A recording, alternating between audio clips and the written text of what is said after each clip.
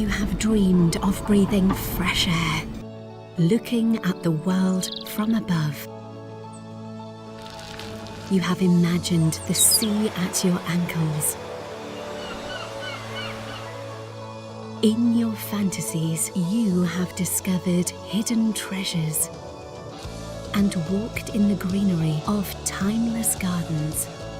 You have admired a city kissed by the sun, dining by the sea, caressed by the breeze.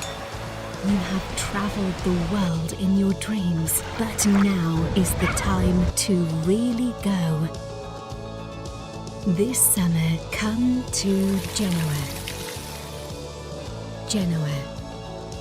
All you ever wanted.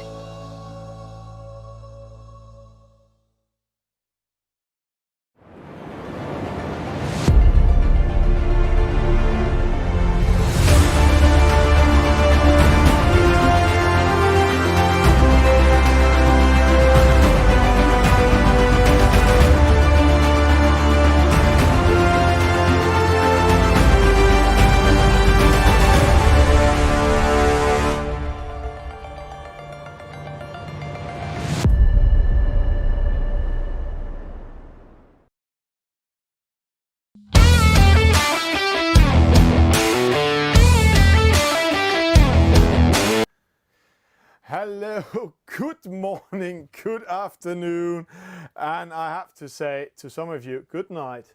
Welcome to the finish of Genova, Trieste, this fantastic regatta in Italy there is right now.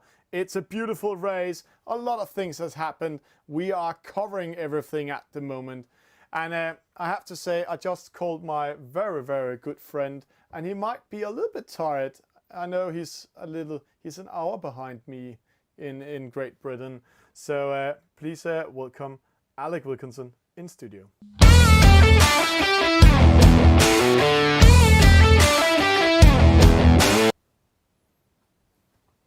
Hello, good morning, a very early good morning from London, 2:30 in the morning. But here we are, exciting times. It's worth getting up for because we're just minutes away from the victory of who? I'm dying to find out as well. Yeah, Alec, we had a guy following the race all night. All night we have guys since we went off air, and he made some special recordings for us. So let's go in and find out what happened to last, 6 hours, 7 hours. Here we go.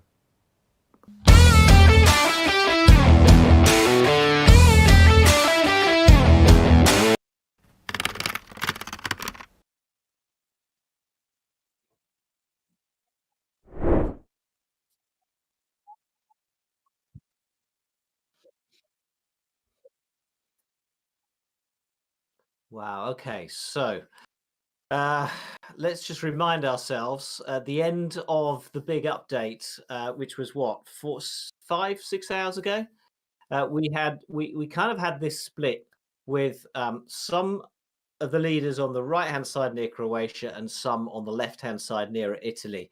And those were the leaders at 10 p.m. European time. Fraser Volante, Ghostbuster and Daffy Duck were the top three.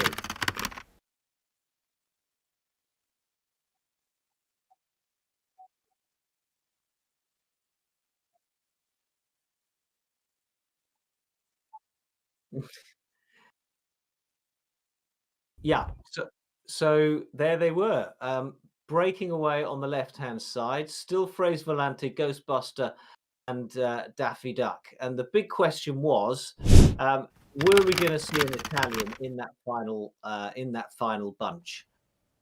Yeah. 2300 hours Italy time, and now it looks like that bunch on the left are beginning to pull away from the rest of the leaders. Yeah, and it's quite interesting to see, Alec, how this developed, because see here, the leaders are actually getting more and more speed away from them, and we have 5 names in the lead, and Matt, he's getting more and more behind, 11:30 Central European time.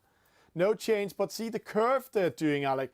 They're now using the wind to go upwind, following the line, there is in the game towards Trieste, but it's still 5 boats, and Matt Magina in 6th position, our favorite Australian, cannot follow the leading pack anymore. And see, here's the leading boat coming into. Ah, there they are, the leading boats. And the last time we were in 3D, we were watching the leader about 5-6 hours ago, and that leader was surrounded with other boats. Here, in the darkness of the Adriatic at midnight, there's just a handful of boats. It's the leading 4, I would guess, from what we're looking at. And you can see the gap. And the minute that they turn towards Trieste and the wind really catches them as they head northeast, then they're going to accelerate away from the chasing pack. And it looks like the wind is speeding up, and we can see it's Daffy Duck in 2nd. There's more than 1 nautical mile in between number 1 and 2. That's quite interesting. 12:30 Central European time. No changes in the group. Still sailing same course. And we are. This is Matt, and we can see our favorite Italian is the white boat in the bottom. We had in studio Nico, so he's also getting lost to the leading pack.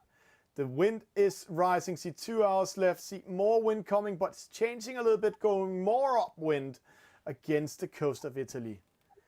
But it's... And look at the gap now between the leading 4 and the rest.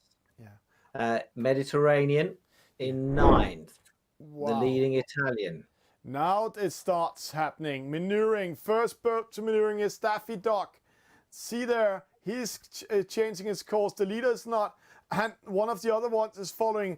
Interesting what this has inflicted on the race, because it's all about making the maneuvering on the right time. And the leader is still the Frenchman, Fraise. Who we're calling Fraise Volante, Yeah. but he's probably Fraise Volante or something like that. Yeah. But look at the speed he's doing. Yeah. 20 knots now, the breeze on Ghostbuster, and it's going to get stronger.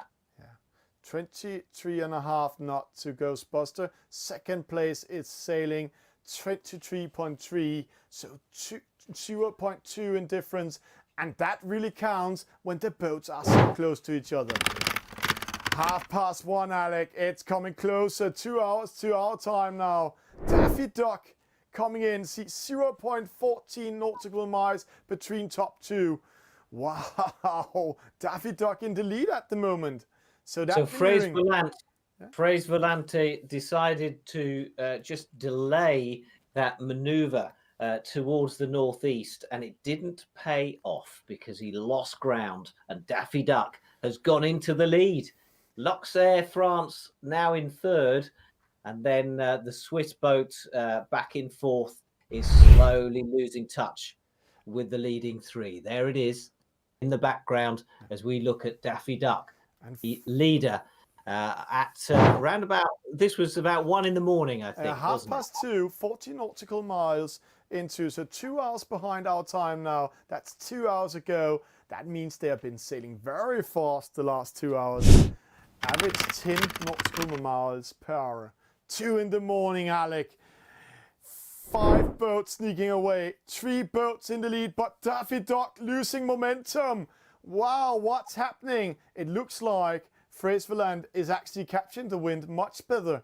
Let's go in and see the result at the moment. So Daffy Duck then getting a better angle to the wind, and Fraise Volante moves ahead. Oh, Daffy Duck's got it wrong then. Yeah. Fraise Volante has more speed in the sails, capturing the wind much better. And see, now the rest of top 10 behind are losing momentum. So Daffy Duck, he actually coming back again. And 2 boats are at the same position. This is the battle for 2nd and 3rd. It looks like Fraise Volante is sneaking away. And this is interesting what's going to happen. But see how close, 0.19 now. Oh, so it's hardly anything in it between the leading 3 then. A 1/4 of a mile between 1st and 3rd. Wow. Yeah, and Alec, that's only 1 hour ago. See, there we have the leader. 20 nautical miles left. for the leader. It's really getting close to the finish. Whoosh. So they can almost see the lights of Trieste on the horizon here. Prize Volant out in front once again. 3 a.m. Central European time. About what, 40 minutes ago? 40 minutes ago, 1 leader, 2 followers. They're going around the coast just to enter up to this circle we see here in front of us.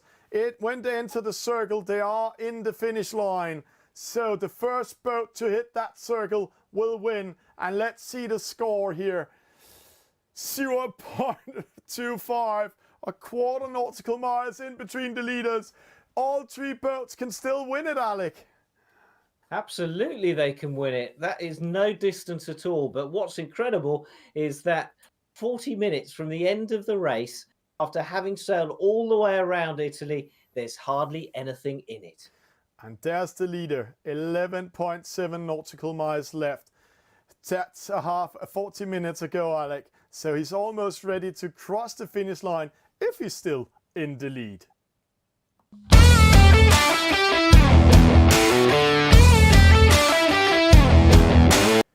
Wow, Alec, what a fantastic race we are having here. Whoosh. Yeah, I mean, we were predicting this from about 24 hours ago, because when the leaders, I should say, split halfway up the Adriatic, it was going to get really, really interesting. Whose strategy was going to have worked out? And, well, it's still France 1, 2, and 3. I mean, the French have dominated all the way through the race. But these 3 leaders are not the ones who led through the Straits of Messina at all. We've seen the lead change over and over again, but not just first place, but the leading bunch have all changed.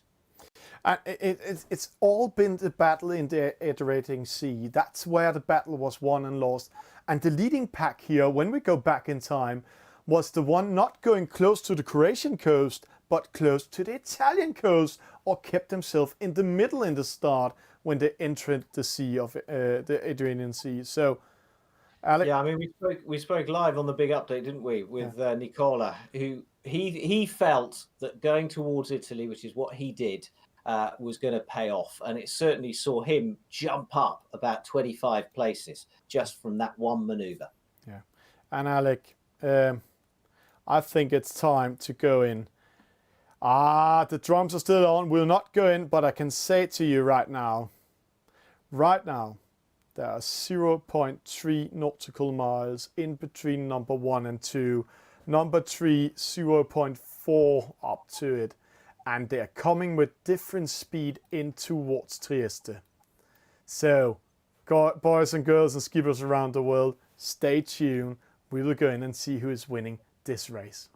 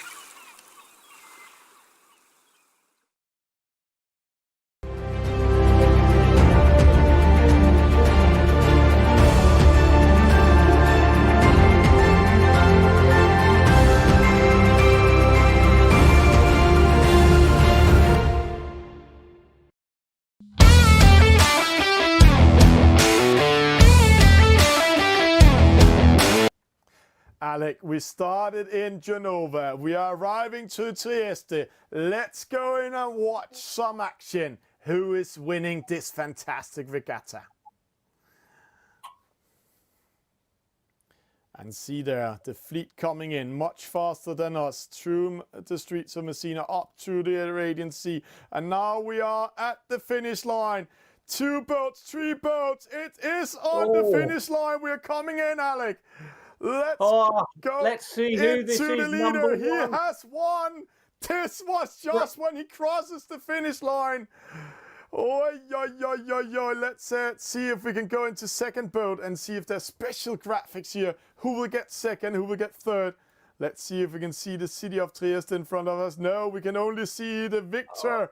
And it's Luxair France in second place. Yeah. So Fraser Volant across the line just ahead of us, and Luxair France is going to be second. And they have battled their way up the Adriatic in a really dramatic finish. Terrific stuff. Yeah. So it's France first, second, and third. We'll confirm third place in a moment. But I'm not sure we can confirm it yet. See there, two boats just standing atop above each other. 0.1 nautical miles left for both of them. Let's try to go into the scoreboard. Let's see if that can help us. The leader has come in. Second place is Luxury Air France, but we need to wait to see the boat has crossed the finish line. So I need to press them here to see what happens. Wow, what a race, Alec. What a race. Well, a large enough gap, I think, for us to give second place to Luxair France. But what about the battle for third? €500 up for grabs for third place. So our winner has won 2,000. Is that right? €2,000 to the victor, to Amazon as a gift card. Second place 1,000 and third place 500. But Alec, we need to go into studio and come back in the game to see who got second.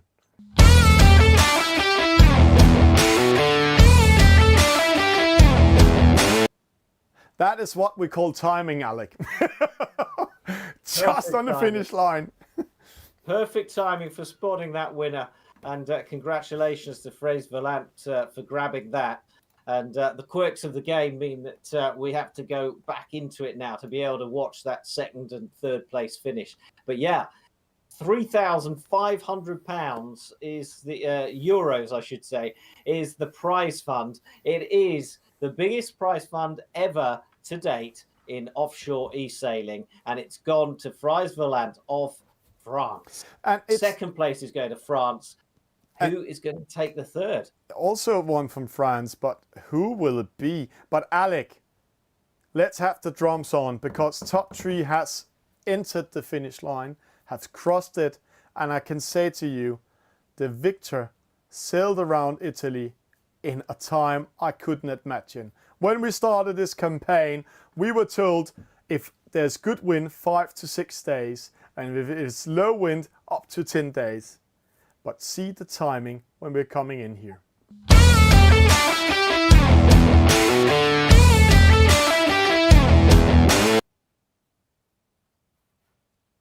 3 days, 6 hours, 42 minutes and 59 seconds for our winner. And Daffy Duck took the third place as well, just 2 minutes and 8 seconds behind. Oh, so it was Ghostbuster in the end in fourth. So Daffy Duck and Ghostbuster fighting it out for the €500 third place prize. Luxair France, just 1:42 behind. And isn't that extraordinary, Thomas, when you've been sailing for so long and for such a distance, for the leading three boats to be so close? 1 minute 42 seconds. And Alec, we have to go in and investigate where is the difference between these three boats here. Let's mark them. Let's see their routes, and let's see where they lost 1 minute and 42 seconds. We just only have those we are following. We'll just mark them again. There we have second. There we have third. No. Oh, that disappeared from us. No. I don't know. We're learning the quirks of the game, aren't we? Yeah. Because it's not just history being made in the size of the prize pool. It's also in the coverage, the comprehensive coverage of this offshore race. It's the first time we've covered it so extensively and live. So we're learning the quirks of the game as we do this.